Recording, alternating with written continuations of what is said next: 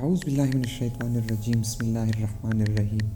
آج کی ویڈیو میں ہم آپ کو بتائیں گے کہ لوط علیہ السلام کی قوم پر عذاب کیسے آیا۔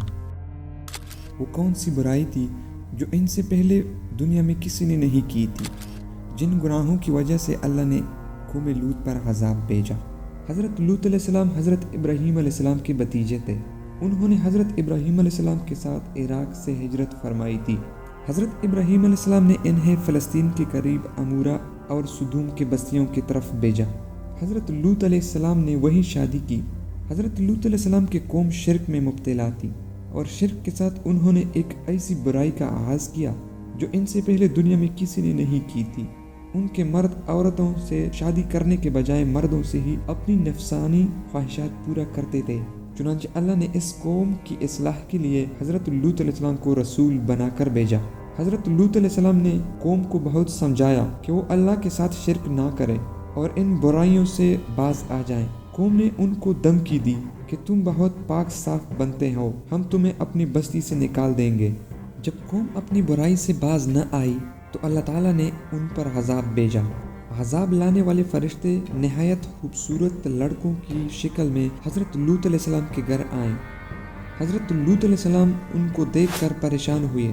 انہیں خدشہ تھا کہ یہ برے لوگ میرے ان اجنبی مہمانوں کو اپنی برائی کا نشانہ نہ بنا لے اور مجھے میرے مہمانوں کے سامنے رسوائی نہ اٹھانی پڑے۔ جلد ہی ان کی قوم کو بھی ان مہمانوں کی آمد کی اطلاع ہو گئی اور وہ سب کے سب حضرت لوط علیہ السلام کے گھر پہنچ گئے۔ حضرت لوط علیہ السلام نے اپنی قوم کو سمجھایا کہ میرا لحاظ کرو اور میرے مہمانوں کو نقصان نہ پہنچاؤ۔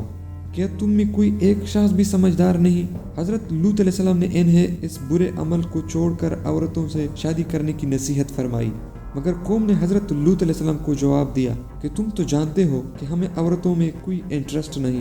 مہمانوں نے حضرت لوط علیہ السلام کو تسلی دی کہ آپ فکر نہ کریں، ہم انسان نہیں بلکہ اللہ کی طرف سے بھیجے ہوئے فرشتے ہیں۔ اللہ تعالیٰ نے ہمیں ان نافرمانوں پر عذاب نازل کرنے کے لیے بھیجا ہے۔ انہوں نے کہا کہ یہ نافرمان لوگ ہمیں کوئی نقصان نہیں پہنچا سکتے۔ فرشتوں نے حضرت لوط علیہ السلام سے کہا کہ آپ علیہ السلام اور آپ علیہ السلام کی بیٹیاں رات میں ان بستی سے نکل جائیں اور آپ میں سے کوئی پیچھے مڑ کر نہ دیکھے، کیونکہ صبح ہوتی ہی ان پر اللہ کا عذاب بھیج دیا جائے گا۔ چنانچہ صبح ہوتی ہی حضرت لوط علیہ السلام کی قوم پر اللہ کا عذاب آ گیا۔ نافرمان قوم کو اندھا کر دیا، ان کی بستیوں کو اٹھا کر پٹخ دیا گیا اور ان پر آسمان سے پتھروں کی بارش ہوئی۔ حضرت لوط علیہ السلام کی بیوی بھی عذاب کا شکار ہوئی، کیونکہ اس نے آپ علیہ السلام کے ساتھ دینے کے بجائے کافر قوم کے ساتھ ہمدردی رکھی۔ اس کی ہمدردیاں اپنی نافرمان قوم کے ساتھ ہی تھی۔ اس طرح یہ نافرمان لوگ مٹا دیے گئے۔ آج بھی ان اجڑی ہوئی بستیوں کے کھنڈرات عبرت کا درس دے رہے ہیں۔